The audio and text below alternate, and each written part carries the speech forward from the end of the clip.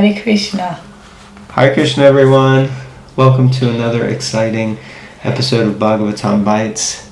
This episode is very special because we are starting a new canto. Haribo! And it is on the auspicious occasion of Ram Navami. So yes.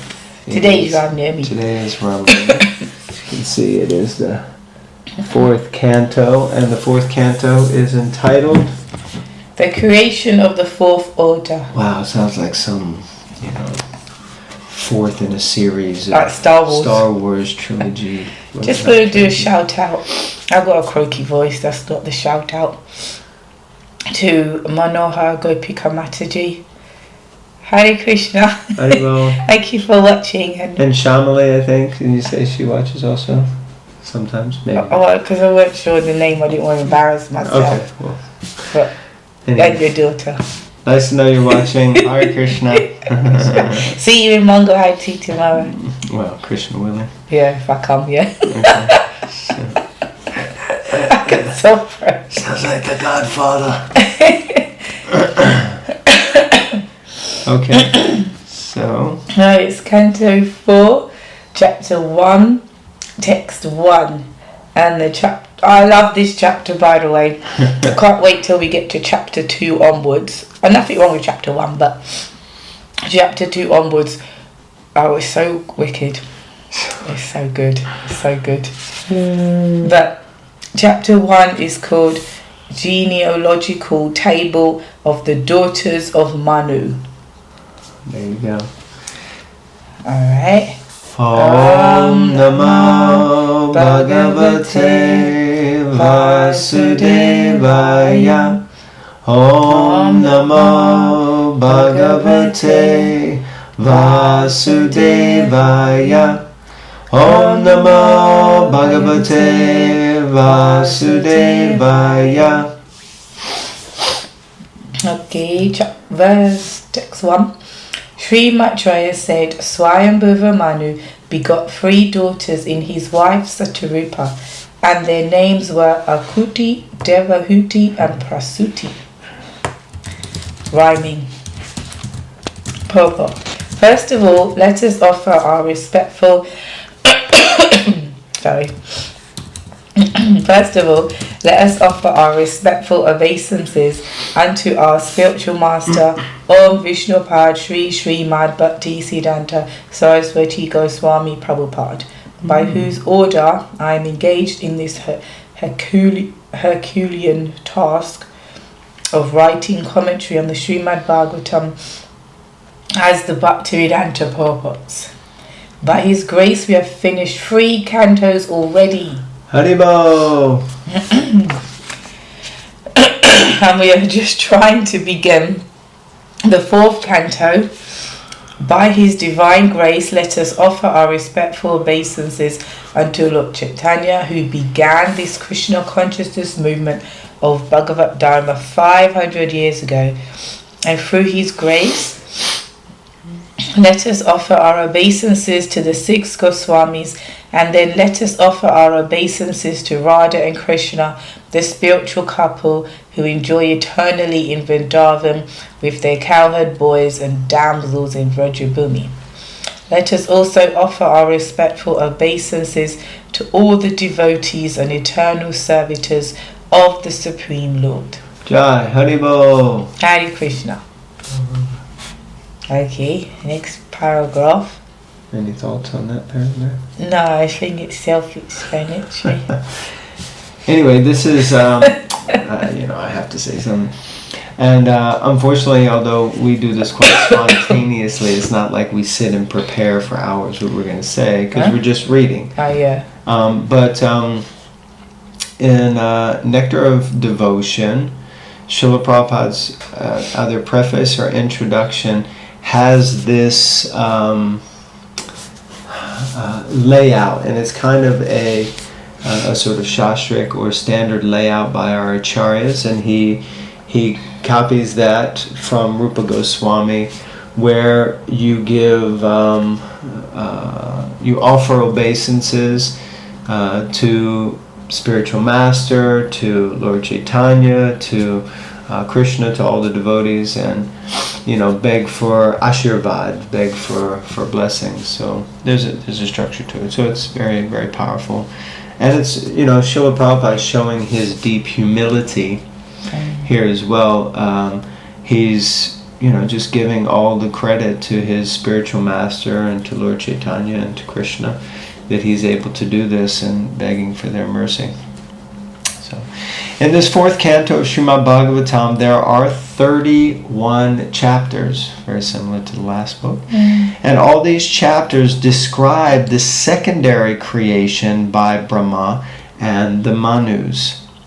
The Supreme Lord himself does the real creation by agitating his material energy, and then by his order, Brahma, the first living creature in the universe, attempts to create the different planetary systems and their inhabitants, expanding the population through his progeny, like Manu and other progenitors of living entities, who work perpetually under the order of the Supreme Lord.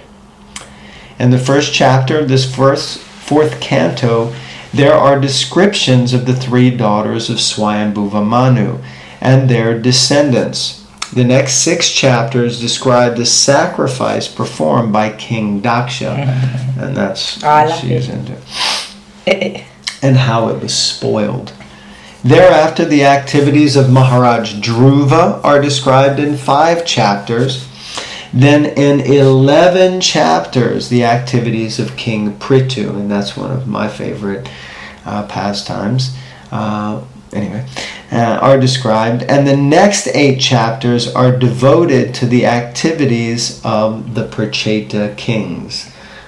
Again, very powerful. So Prabhupada really here just giving a little synopsis and a table of contents of what's going to be covered. And again, unfortunately, as I'm not super prepared, but there are 10 topics that any Vedic literature or Purana has to cover in order to be considered a Purana. And the first 2, the second and third canto especially, covers creation, the primary creation. Again and again we hear about how the Lord created the universe and Lord Brahma took it up afterwards. So now this is going to get into the secondary creation and start to look at more pastimes and leelas that happened in the kind of secondary creation. I hope that makes a little bit of sense. Yeah. Okay, final paragraph. As described in the first verse of this chapter, Swayambhuva Manu had 3 daughters named Akuti, Devahuti and Prasuti. Of these 3 daughters, 1 daughter, Devahuti, has already been described, along with her husband Kadra Muni and her son Kapila Muni. It's good if you're into that. I am, but I might not do it. Anyway, when you read the Bhagavatam and you create like a flow chart. Yeah, it's really cool. It's really to get the personalities, because as you go on, but also I just nerdy like that. I like that sort of stuff. So you read that, okay, they're them 3, and then this star and this star. Anyway.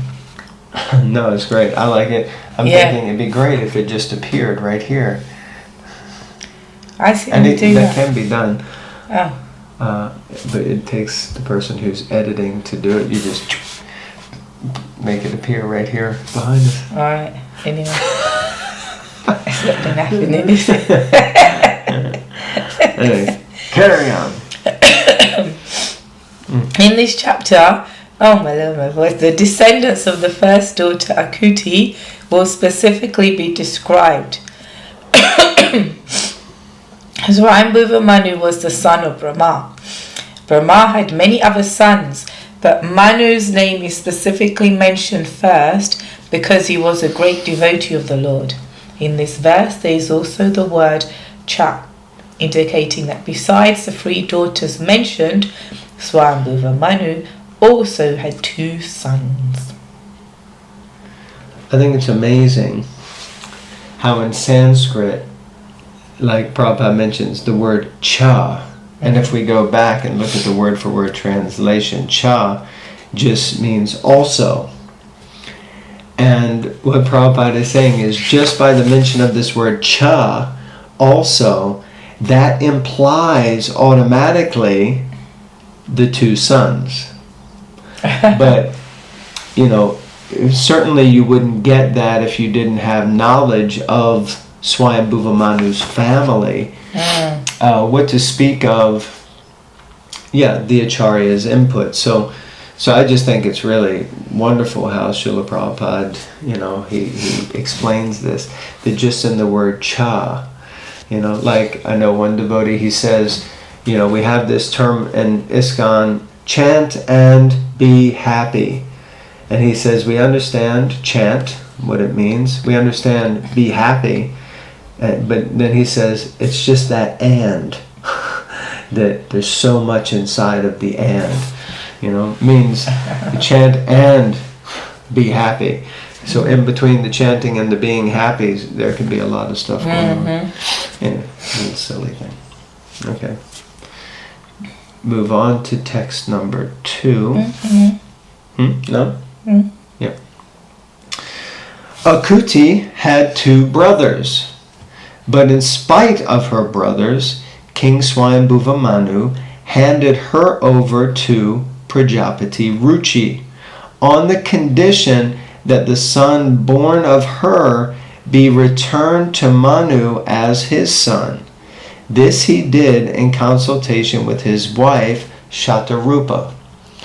Okay, so we're really starting to get that kind of lineage thing now. You just want to see. What would be good is when Chaitanya Charamparu gives class and he writes on the thing, and if there was this kind of screen here, we could do that. So Kuti, it mentions the 2 brothers from the previous cha, and it says, but in spite of her brothers, so it means King Swayambhuva Manu obviously wanted another son, at least, and so there he handed over Akuti to Prajapati Ruchi, but the condition would be that the son born of her be returned to him as his own son. Thus he did this in consultation with his wife, which is a very, very powerful and important point, that he did it in consultation with his wife. It wasn't some unilateral decision. But we also see a few things here. One is that obviously the principle of kanyadan, which is in marriage when the father gives away the bride, it is literally like kanya, maid, and dan, a charity, a charitable gift, and she's being given away. But it also shows that historically or culturally the father could make such a request. Now, of course, he's Swayambhuva Manu, but I think you said even once that, if someone in a family that you knew didn't have a son, so because another person had 2 sons, he kind of voluntarily offered one of his sons as a son in that family or something like that, So these kind of things go on culturally. Purport. Sometimes a sonless person offers his daughter to a husband on the condition that his grandson be returned to him to be adopted as his son and inherit his property. There you go. This is called Putrika Dharma. Putrika Dharma. Which means that by execution of religious rituals one gets a son, although one is sonless by one's own wife. But here we see extraordinary behavior in Manu, for in spite of his having 2 sons, he handed over his first daughter to Prajapati Ruchi on the condition that the son born of his daughter be returned to him as his son. Srila Vishwanath Chakravarti Thakur comments in this connection that King Manu knew that the Supreme Personality of Godhead would take birth in the womb of Akuti. There you go. Therefore, in spite of having 2 sons, he wanted the particular son born of Akuti because he was ambitious to have the Supreme Personality of Godhead appear as his son and grandson. It's a bit naughty, but... Well, you could say it's eager. He's got lolium. He's greedy to have the Lord as his son. But then one might question, how come he wasn't born as his son anyway? Exactly. So, no Manu. Okay. Manu is the lawgiver of mankind, and since he personally executed the Putrika Dharma, we may accept that such a system may be adopted by mankind also. There you go. Because Manu did it, hey, we can do it. Thus, even though one has a son, if one wants to have a particular son from one's daughter, one may give one's daughter in charity on that condition. That is the opinion of Srila Jiva Goswami. Oh, I'm loving this already, just Prabhupada quoting, directly, clearly quoting, although he is always doing that anyway, but here directly, clearly quoting both Jiva Goswami and Vishwanath Chakravarti Thakur. So, this is quite powerful. Again, it's very much a cultural thing that in the modern day we may not understand so much, especially in the West. First of all, giving the bride away doesn't really mean anything other than walking her down the aisle on the day of her wedding. That's kind of it, and handing her over to the dad or to the future husband. It doesn't really have the essence of the real meaning of what it is that, he's giving his daughter in charity. And what to speak of, it becomes a bartering session where, okay, I'll give you my daughter if you give me one son back, and you get into the whole thing like that. So anyway, these are cultural things that... I would say bygone culture. Bygone. I don't think this type of culture would be readily accepted now. Well, it certainly is, you could say, the antithesis of modern day culture, especially Western culture. But for sure, these types of things still go on. And we were just hearing this morning, right, Kripamoya Prabhu, and he was talking about how he was thinking, how is it that, Dasharat could have only 3 wives and no children, And he thought this is obviously some sort of exaggeration. The man's got 3 wives, he didn't have any children. Then he had the yajna and he got 4 sons. But then he was sharing how when he went to Africa and he met I guess it was like an African boy who joined, and he was the only son, and he had, 64 sisters. Now, from different wives, So there were different wives. In fact, he had many wives, and none of them could produce a son for him somehow. So, after the 25th, he mentions 30th, 50 daughters, you think he'd give up. Well, you'd think maybe there's something wrong with me. Yeah, well, that's a whole different thing. But, but nevertheless, he was actually a sort of tribal king. So he needed someone to take over the kingdom, and again, traditionally or culturally, it was the son who inherits the kingdom.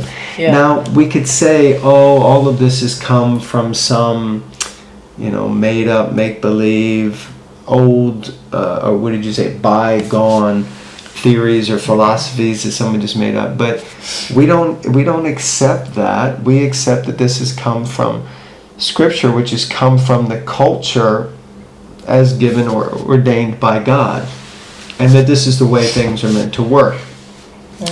In the modern day, we want to turn everything upside down, question it, and say, we don't have to do it that way. We can do it however we want. We can make the rules, which is cool in one sense, but, it's like an experiment. And then we have to see, how did that experiment work? Does that make sense? Yeah. Yeah, but I'm not I don't think everything from this age translates to the modern day. Yeah, but why doesn't it translate? Well, so many reasons. A woman's, for some, you give birth and then what, you're not attached, you just give your child away. For one thing. Secondly, the dad knew, okay, the Supreme Personality of God, that my daughter's going to give birth to Supreme. But he's going to be your grandson, so no need to be selfish about it just because you want him as your son. He's going to be your grandson. Anyway. What are you saying, anyway? But that, I mean, yeah, translates. I mean, it's just, it's controversial. It's controversial, but my point is, okay, you're using the term translate, doesn't translate into modern day. No. But that's because we're trying to use a different language. Yes. But if you go back, probably, and even within, the culture you originate from, then probably it's only 2 or 3 generations, and this sort of thing wasn't unusual at all. No, it's not. Like you gave the example in a relative, 2 brothers. Yeah. One had 2 sons, one had 1 girl. The older brother had 1 girl. So it was actually, there was no paperwork, there was no need for paperwork, but it was understood that one of the boys was his child. Didn't bring him up, lived in different countries, didn't bring him up, but it was understood. So when that boy got married, the parent or motherly duties, because unfortunately that relative passed away, the male, the uncle, whatever, but the mother, the auntie, she acted as the mother. She did everything that mother, the son's mother, would have done. She did everything, and subsequently is in that space of, this is my son, and for sure when she leaves her body, it would be expected that he would perform the last rites. Yes, and that son did perform the last rites for the father. Yes, he did. So there you go, and that's in my generation. That's in your generation. That's in my generation. And from the previous generation. So what to speak of 2 generations? Yeah. But a lot of these things, even in from Western culture, a lot of ideas that seem antiquated were quite common practice 2 or 3 generations ago amongst my grandparents or great-grandparents.